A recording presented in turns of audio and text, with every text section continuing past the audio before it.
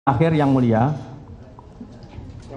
saya yang mulia, izin yang mulia, yang tadi saya jawab terakhir itu saya tidak menjawab, bukan berarti saya tidak bisa menjawab, itu berbeda.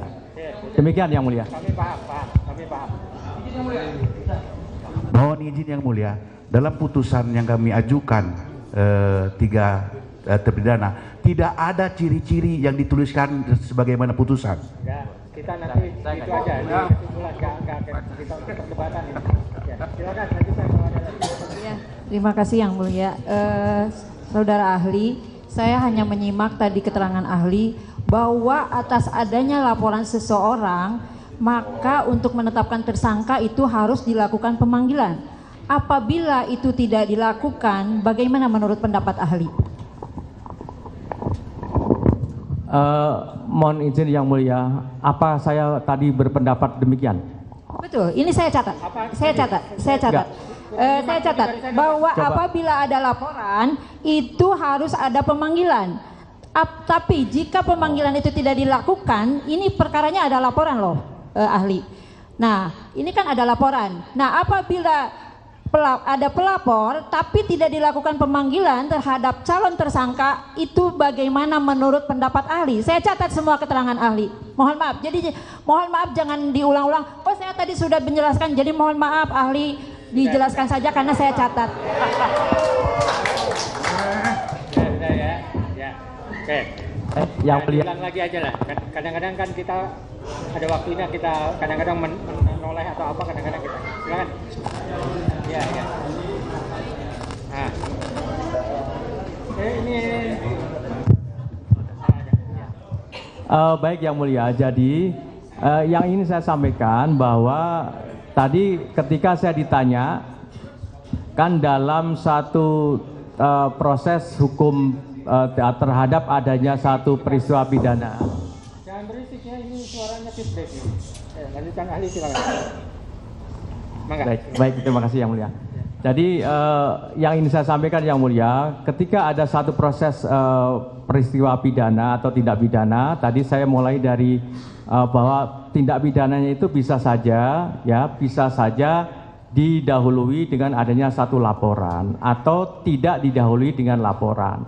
Nah, ketika kemudian ada satu tindak pidana yang kemudian ada kaitannya dengan satu peristiwa pidana sebelumnya yang sudah dilakukan proses hukum, ya, karena peristiwa pidananya itu dilakukan adanya satu delneming atau penyertaan tindak pidana di mana pelakunya lebih dari satu orang, maka proses hukumnya kan bisa saja tidak sekaligus.